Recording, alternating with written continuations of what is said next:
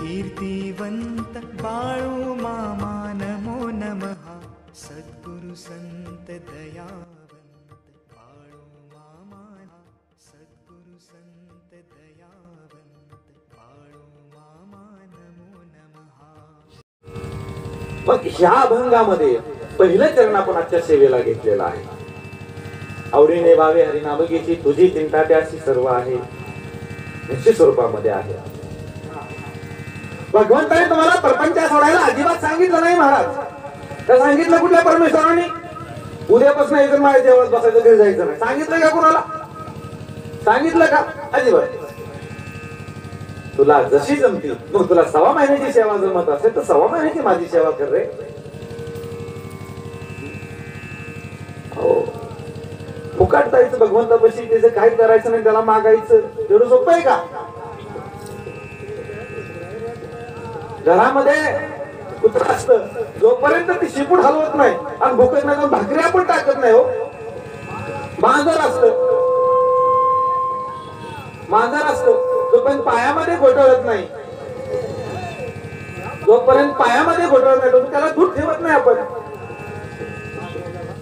भगवंत काय सांगतो की बाबा तू माझी सेवा कर मी तुझं कुठेतरी देणं लागणार आहे आणि मग तुझं देणं मी लागणार आहे कारण मग मी तुझं उसणं ठेवणार नाही कोणत्या ना कोणत्या रूपाने मी तुला देऊन जाईल। भगवंत कधीच कुणाचं देणं ठेवत नाही महाराज आपण ठेवतो। जाऊन बोलते काय होते पैसे द्यायचं ना काय करतो बघूया काय एखाद्याचं बुडून मिळतं काय समाधान भेटतं ते त्यालाच माहित पण खोडच असते खिशातले असतात घरातले असतात पण दिवशी वाटत नाही। भगवंत तसं करत नाही महाराज तुमचं देणं आहे तुमचं दिल्याशिवाय राहणार नाही महाराज। प्रसंग घडला 1940 सालाची गोष्ट आहे। कोल्हापूर जिल्ह्यामध्ये शिरोळ तालुक्यामध्ये चिपरी नावाचं छोटस गाव आहे। आता गाव खूप मोठं झालंय महाराज। त्या काळामध्ये मामाची खूप मोठी भक्त मंडळी त्या चिपरी गावामध्ये होते। असंच त्या गावामध्ये भानुसे नावाचं एक कुटुंब होतं। रामा भानुसे त्या कुटुंबाचे प्रमुख होते। ताराबाई त्यांच्या पत्नी आई बापाला एकुलता एक मुलगा रामा। ताराबाई लग्न झालं रामाचं लग्न करून घरी आली सुनबाई आली ताराबाई सुंदर असा चौघाचा परपंच चालू होता। ताराबाई अतिशय धार्मिक वृत्तीची माऊली होती। लवकर सकाळी सूर्य उदयाच्या अगोदर उठायचं अंगणामध्ये सडा टाकायचा भगवंता अंघोळ करून रांगोळी वगैरे काढायची दिवा लावायचा भगवंताची आता पूजा करायची। पूजा सुंदर अशी पूजा झाल्यानंतर आपल्या पतीचं दर्शन घ्यायचं मग पती झोपलेले असोत कशा असोत सुंदर अशी पूजा घ्यायची पतीचं दर्शन घ्यायची सासू सासऱ्याचं दर्शन घ्यायची सासू सासऱ्याचं दर्शन घेतल्यावरती बाकी कामाला लागायची। अशी ताराबाई होती सुंदर असा परिवार होता सुंदर अशी सेवा सासू सासऱ्याची माऊली करायची घरामध्ये समाधान आनंद होता। माऊलीची भक्ती श्रेष्ठ होती महाराज। एकादशीचं व्रत असायचं भगवंताची पूजा असायची नामस्मरण असायचं किती काम असलं किती कष्ट असला सकाळी भगवंताची पूजा करायची घरामध्ये झालेला पहिला नैवेद्याचा घास भगवंताला द्यायची। बघा काय व्रत होतं माऊलीचं। संध्याकाळ झाली दिवे लागण्याचा वेळ झाला दिवा लावायचे तुळशीला दिवा लावायची भगवंताच्या दिवा लावायची अगरबत्ती लावायची स्वयंपाक झाला रे झाला पहिला घास भगवंताला द्यायची हो महाराज। का? अरे त्याच्या जीवावरती जगतोय त्याच्या आशावरती जगतोय ज्यांनी हा देह दिला आणि त्याच्या कृपेनं 4 घास सुखाचे खातोय त्याला उपाशी कसं ठेवायचं? तिथं बसलेला 50% असतील सणासुदीला देवाला निवड तोपर्यंत देव उपाशीच आठवणच होत नाही वेळच नाही हो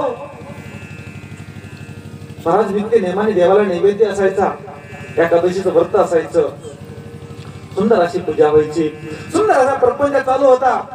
4 एकर जमीन होती महाराज। ह्या काळामध्ये 1940-45 चा काळ 4 एकर जमीन होती महाराज। त्या 4 एकराच्या जमिनीमध्ये चौघं आपली कुटुंब राबायचं कष्ट करायचं आणि दिवस पाठवून दिवस लोटले। त्यांना पहिला मुलगा झाला अण्णाप्पा नावाचा मुलगा झाला नंतर दादू नावाचा मुलगा झाला आणि तिसरी मुलगी अक्का नावाची मुलगी झाली। 7 माणसाचं कुटुंब झालं। हळूहळू सासू सासरे वृद्ध काळाने ज्यावेळेस सासू गेली त्यावेळेस माऊलीला खूप वाईट वाटलं अक्षरशः त्या माऊलीची इतकं प्रेम होतं सासूवरती महाराज. अक्षरशः त्या माऊलीनं सासू गेल्यानंतर 6 दिवस अन्नाचा कण घेतला नव्हता महाराज. जीव असायचा महाराज सासूवरती. अरे ज्याचा सासूवरती जीव आहे ना, बघा ज्या माऊलीचा आपल्या सासूवरती जीव आहे, आपल्या सासऱ्यावरती जीव आहे, त्याच्यावरती भगवंताचा जीव निश्चित स्वरूपात असल्याशिवाय राहणार नाही महाराज. तो जगाचा मालक आहे. त्याला माहिती आहे, अरे हे घरातले 2 देव तर एवढे सुखात आहेत ना, एवढ्या आनंदात आहेत, एवढ्या प्रेमाने ह्यांच्याशी वागते, तर ही माझ्याशी किती प्रेमाने वागेल. हे जगाच्या मालकाला आहे. पण जगाच्या मालकाला हे माहिती आहे, ही माझं गुरुवारचं व्रत करते, बघा ही माझं गुरुवारचं व्रत करते, उद्या पाडला पुरणपोळीचा नैवेद्य करते आणि सासऱ्याला घोट्यामध्ये झोपायला जागा देते. कसा देव पावायचा? गुरुवारचं नाही, तुम्ही प्रत्येक दिवसाचं व्रत करा. तुम्ही प्रत्येक दिवसाचं व्रत करा. रात्री तुमच्या स्वप्नात भूतच नसणार आहे. विशेष नाही, ते तर कॉम्प्रोमाइज नाही. ती माऊली कशी बशी त्यातून सावरली. सुंदर असा प्रपंचाचा 4 एकरामध्ये प्रपंच चालू होता. भाजीपाल्याचा करायचा, भाजीपाल्याचा व्यवसाय आसपासच्या गावामध्ये जाऊन विकायचा, शहरांमध्ये जाऊन विकायचा. सुंदर असा प्रपंच चालू होता. आनंदाने समाधानी होते. भगवंताची खूप अशी सुंदर अशी सेवा त्या घरामध्ये असायची महाराज. आणि मग मुलं मोठी झाली, मुलं कामाला जाऊ लागली. म्हणजे शेतामध्ये जायचं, स्वतःच्या शेतामध्ये राबायचं, नसेल काम तर इतरांच्या शेतामध्ये जायचं. त्या आई बापाला हातभार लावायचा. ती त्या कालची मुलं होती. संस्कार तसे होते महाराज. शुद्ध बीजापोटी फळे रसाळ गोमटी. आपणच आपल्या लेकरासमोर जर लेझीम खेळत आलो तर आपण वर्ग कबड्डीच खेळणार. आणि कबड्डी खेळता कधी उचलून टाकलं हे पण सांगता येणार. तेव्हा पहिला आपण इथं वागलं पाहिजे महाराज. आज या ठिकाणी आपण आलात, किती सारख्या पोरांना घेऊन आलो आपण? आलं पाहिजे. नाही तुम्हाला दररोज आणता आलं, कधीतरी एकदा तरी मुलाला ह्या दरबारामध्ये घेऊन आलं पाहिजे. मामाचं वैभव दाखवलं पाहिजे त्याला. अरे मामाचा प्रपंच त्याला दाखवला पाहिजे. अरे बस जगाच्या मालकाचा प्रपंच कसा आहे. त्यामुळे संस्कार घडले पाहिजेत महाराज. घरामध्ये धार्मिक वृत्ती तयार झाली पाहिजे महाराज. जेवढं शक्य तेवढं घरामध्ये धार्मिक वातावरण तयार झालं पाहिजे महाराज. आणि मग मुलं मोठी झाली. आणि मग दादू अण्णाप्पा होता, 18 वर्षाचा होता. दादूचं वय जवळजवळ 15-16च्या आसपास होतं. मुलगी 13-14 वर्षाची होती. आणि मग मुलगी एका तंबाखूच्या कंपनीमध्ये कामाला जात होती. त्यावेळेस निपाणीच्या भागामध्ये, कोल्हापूरच्या भागामध्ये तंबाखूच्या फॅक्टरी असायच्या. त्या भागामध्ये ती माऊली कामाला जायची. आणि ते बाळ कामाला जायचं. जाता बाकीच्या बाया त्या ठिकाणी कामाला असायच्या. आणि मग विषय निघायचा, असा देव आहे, साक्षात परमेश्वराचा अवतार आहे. मामा आहे. मामाच्या पुढे गेला, नतमस्तक झाला.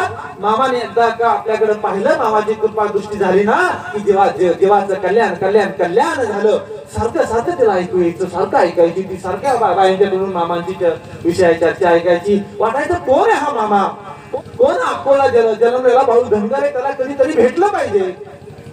पण लहान बाळ, बघा लहान बाळ आहे ते, कोण त्याला घेऊन जा घरामध्ये. आईला म्हटलं, आई अगं मी बाळू मामांचं नाव ऐकलंय का आई बाळू मामा म्हणून कोणतरी अकोलचा भाऊ धनगर आहे. साक्षात परमेश्वराचा अवतार आहे. साक्षात परमेश्वराचा अवतार आहे. माझी खूप इच्छा होते गाई तिकडे जायची. आई सांगायची, बाळा अरे इतक्या लांब जाणं आपल्याच्याने होणार राहायचे बाळा. पण एक कर, बघा आई सांगते आपल्या लेकराला, पण एक कर बाळा, तुला खरंच वाटतंय ना की अक्कोलचा बाळू मामा साक्षात परमेश्वर आहे. बाळा तू त्याला पाहिलं नाहीस, तू त्याला कधी बघितलं नाही, काही चरणावरती कधी नतमस्तक झालं नाहीस ना बाळा. परंतु तुझ्या अंतर्मनाने त्याचं नामस्मरण कर, त्याची आठवण दररोज काढत जा. त्याला अंतर्मनाने त्याला हात जोडत जा रे, हात जोडत जा. एक दिवस तुझ्या हाकेला तू उभा राहिल्याशिवाय राहणार नाही. ही आईची शिकवण आहे आपल्या लेकराला. बघा आईची शिकवण आहे आपल्या मुलीला. पण आताच्या काळामध्ये आपल्या मुलीला आपण काय शिकवण दिली पाहिजे महाराज, त्याचाही विचार आपण केला पाहिजे महाराज. परिस्थिती वाईट आहे महाराज. कठीण प्रसंगातून आज समाज चाललेला आहे. तेव्हा मला तुमचं उन्हं काढायचं नाही. मला हे प्रवचन करत असताना, भगवंताची सेवा करत असताना मला आई बाप सांगायचे तुम्हाला, म्हणून ह्या गोष्टी मध्ये मध्ये घेतोय महाराज. ती माऊली त्या अक्काबाईला सांगत होती, अक्का अरे भगवंताचं नामस्मरण कर, तू त्याची आठवण कर, तुझ्या हक्केला उभा राहील. आणि मग ती बिचारी लहान लेकरू, 13-14 वर्षाचं लेकरू भगवंताचं दररोज सकाळी नामस्मरण करायची, बाबा मला नतमस्तक व्हायची. कधी मामा तिने पाहिला नाही हो महाराज, कधी पाहिला नाही. सदैव मामाचं चिंतन चिंतन चिंतन करायची. मामाचं जगाचा मालक आहे, त्याला सगळं काही कळतो, त्याला काही सांगायची गरज नाही हो. आणि मग दिवस गेले, पण प्रसंग घडला. रामू भानुशी जे होते त्यांना थोडासा आजार जडला. हळूहळू हळूहळू प्रकृती खालावत गेली. वर्ष गेलं, 2 वर्ष गेली, 5 वर्ष गेली. दवाखाने केले, खूप वैद्य केले, उपचार केले, सगळं केलं. परंतु तब्येत खालावत चालली, तब्येतीमध्ये फरक पडत नव्हता. माऊलीला चिंता वाटायला लागली, ताराबाईला चिंता वाटायला लागली. अरे परमेश्वरा बघा, अरे ह्या घराचा जर खांब कोसळला, ह्या घराचा भगवंता जर खांब कोसळला तर ह्या घराला आधार कशी देऊ रे मी भगवंता, कशी देऊ? माझी सासू नाही, माझे सासरे नाहीत, आणि माझा पतीही आजाराने जर्जर झालाय, आजाराने हातुरणावरती पडलाय. तर भगवंता, भगवंताला दररोज चाकडं घालायची महाराज. कुठंच उपाय झाला नाही, कुठंच काही झालं नाही. आणि भगवंताने बुद्धी दिली अक्काबाईला. बघा जगाचा मालक कसं काम करून घेतो महाराज. भगवंताने अक्काबाईला बुद्धी दिली. आणि त्या फॅक्टरीमध्ये ज्या बाया होत्या त्यांना तिने विचारलं, तुमच्यापाशी मामाचा भंडारा आहे का हो?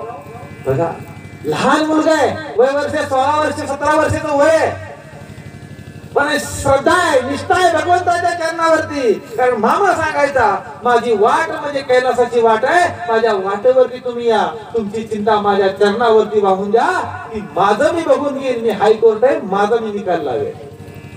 आणि मग ती माऊली, ती लहान लेकरू त्यातल्या माऊलींना मागायचं की तुमच्यापाशी भंडारा असेल तर द्या. तिथे बाई म्हटली, काळजी करू नको पुरे, उद्या येताना मामाचा भंडारा घेऊन येते आणि तुला देते. तुला कशासाठी हवाय? त्यावेळेस ती सांगते, माझा बाप, माझा वडील, माझा बाप, माझा जन्मदाता आजारी हो, 5 वर्ष झाली, 5 वर्ष झाली माझ्या वडिलाला चालता येत नाही, उठता येत नाही हो. खूप खूप खूप दवाखाने केले, खूप उपचार आम्ही केले हो, पण माझ्या बापाला फरक नाही पडला. ही एक लेक बोलते आपल्या बापासाठी. लेकीचं प्रेम जेवढं बापावरती असतो,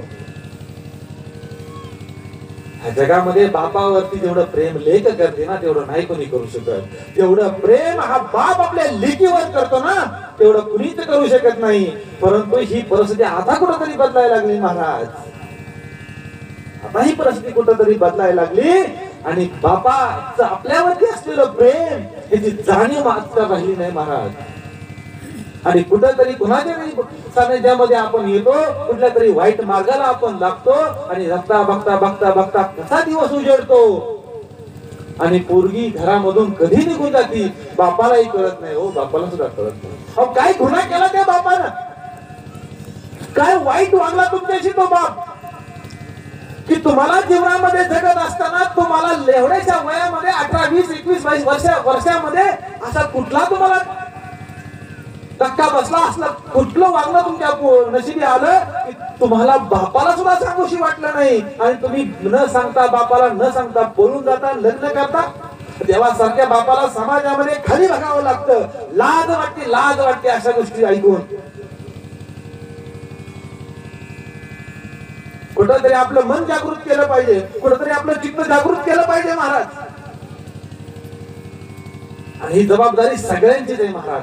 बापाची पण तेवढी जबाबदारी आहे, आईची तर त्याच्यापेक्षाही जास्त मोठी जबाबदारी आहे महाराज. कशाला पाहिजे डुंबरीला एवढे मोठे फोन? कामापुरते घ्यायचे, वापरले, झालं. 3-3 सिम राव एका फोनमध्ये. कसलं VIP नंबर, हा एकाच मुलीला 3-3 नंबर. आमचा अर्ध वय गेलं, कितीतरी वर्षी एकच नंबर चाललाय. काय करायचं ते 3-3 नंबरचं? कधी आईने तपासून पाहिलं का हो महाराज की आपल्या पोरीला कुणाचं फोन येतात, कधी कधी फोन येतात, आपली पोरगी रात्री 12-1 वाजता कशावर मोबाईलवरती काय चॅटिंग करत असते, काय ढेक? ह्या गोष्टी प्रत्येकानं पाहण्याची गरज आहे महाराज. आणि हे मुलींनी सुद्धा सुधारण्याची गरज आहे महाराज. देवासारखा बाप आणि देवासारखी आई घरामध्ये, त्यांना कधी दुखवून देऊ नका, त्यांना समाजामध्ये कधीच खाली बघण्याची वेळ येऊन देऊ नका महाराज. एवढं करा तुम्ही, भगवंत तुमच्या पाठीशी सदैव उभा असल्याशिवाय राहणार आहे, तर तुम्हाला कधीच मोकळं सोडणार नाही. आणि मग ती माऊलीने भंडारा घेतला. तिला झालं कधी मी घरी जाते, कधी मी माझ्या बापाला भेटतील, कधी हा भंडारा त्याच्या कपाळी लावती, असं तिला झालं हो. जीव होता माऊलीचा. बापाला अन्नाचा घास जात होता, पूर्वी बापाच्या उशाला बसायची, बापाचं दूध आपल्या मांडीवरती घ्यायची, चमच्यानं दूध बापाला भरवायची. बाकीचा काला बारीक बारीक बारीक बारीक काला करायची, बाकाबाई बारीक काला करायची, आणि बापाला बारीक बारीक बारीक घास भरवायची महाराज. आणि तो घास भरवत असताना, तो दुधाचा चमचा भरवत असताना मामाला सांगायची, मामा मला काही नको रे मामा, माझा बाप नीट कर रे बाप, नीट कर माझा बाप पुन्हा पहिल्यासारखा चालू बोलू लागू दे रे मामा. पुढं मागणं त्या परमेश्वराच्या चरणी मागायची हो. बघा मागून मागून काय मागितलं हो त्या पोरीनं. बिचारी दररोज कामाला जायची, संध्याकाळी यायची, दररोज बापाची सेवा करायची हो. आणि मग त्या दिवशी घरी आली, भंडारा घेतला आणि मामाचा भंडारा वडिलाच्या कपाळी लावला, रामा भानुसेंच्या कपाळी लावला, आणि डोळे झाकून मामाचं नामस्मरण केलं. मग त्या लेकराला भंडारा खलवला, पाण्यामध्ये एका वाटीमध्ये भंडारा प्यायला दिला. बघा एक लहान लेकरू आहे, 17-18 वर्षाचं, आणि आपल्या बापासाठी देवाच्या चरणावरती मागणं मागताय. आणि सकाळ उजेडला. महाराज चमत्कार बघा हा जगाच्या मालकाचा. सकाळ उजाडली महाराज, सूर्याची किरण उजाडली, जसा जसा सूर्य येऊ लागला तसा तसा रामा भानुसे हातुरणावरती उठून बसला, आणि आपल्या लेकराला पहिली आवाज दिला, आके अरे आके तू कुठे आहेस रे आके, मी उठून बसतोय बघ आके, तुझ्या देवानं तुझी हाक ऐकली का आके, तुझा बाप उठून बसला. रामा आपल्या लेकराला आवाज देतो महाराज. पळत आली, धावत आली, लेकरं धावत आली, बायको धावत आली हो. लेकरांनी कडकडून मिठी मारली, आपल्या बापाला कडकडून मिठी मारली हो. बाप हातुरणावरती उठवून बसला होता महाराज. खूप हायस वाटलं. पत्नीच्या ताराबाईच्या डोळ्यातून अश्रू वाहू लागले. भगवंता माझी नाही हाक ऐकली, माझी तक्रार नाही रे परमेश्वर, माझी तक्रार अजिबात नाही, परंतु माझ्या लेकीची हाक तू ऐकली, माझ्या लेकीला मी संस्कार केले ना बाबा, तिची हाक तुझ्यापर्यंत पोचली, माझी कोक माझं उदर धन्य झालं, धन्य झालं. आणि परमेश्वराला साष्टांग नमस्कार केला ताराबाईने हो. दिवसापाठी मग दिवस गेले, आणि रामा भानुसे ठणठणीत बरे झाले महाराज, ठणठणीत बरे झाले. पुन्हा पहिल्यासारखा संसार सुरू झाला महाराज, पुन्हा पहिल्यासारखा संसार सुरू झाला. आणि तब्बल 2 वर्षानंतर मामांची बकरी आदनापुराच्या माळावरती आली. आणि मग त्या माऊलीला वाटलं की आता आपण दर्शनाला मामाच्या गेलं पाहिजे. आणि मग सगळं सहकुटुंब सहपरिवार मामाच्या दर्शनाला निघालं, कारण घरातला चालता करता माणूस उठून बसवला होता मामानं.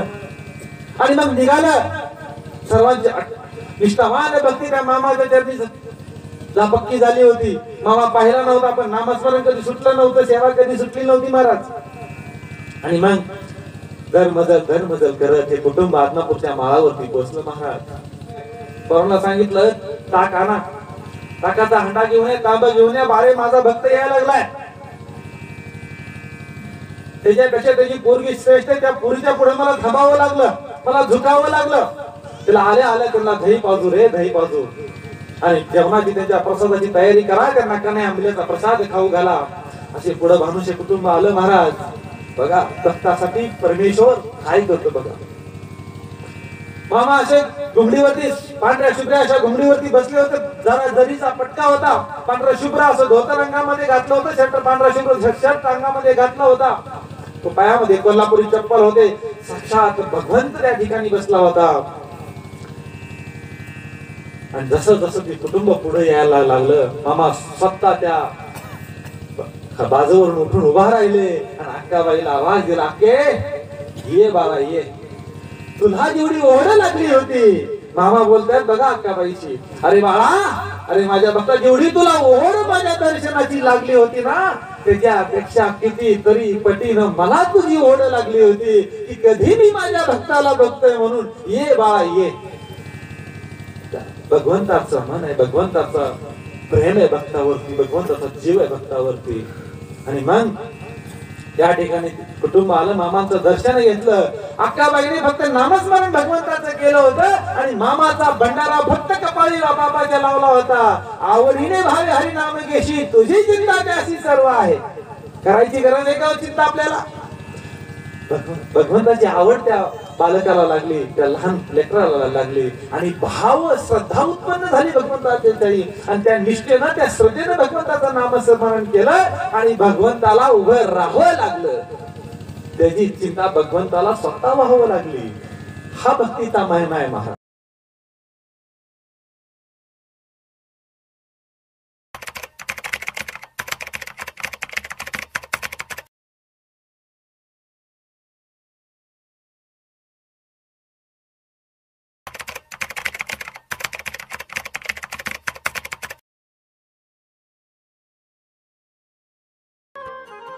महासंत बाळू मामा सत्यवा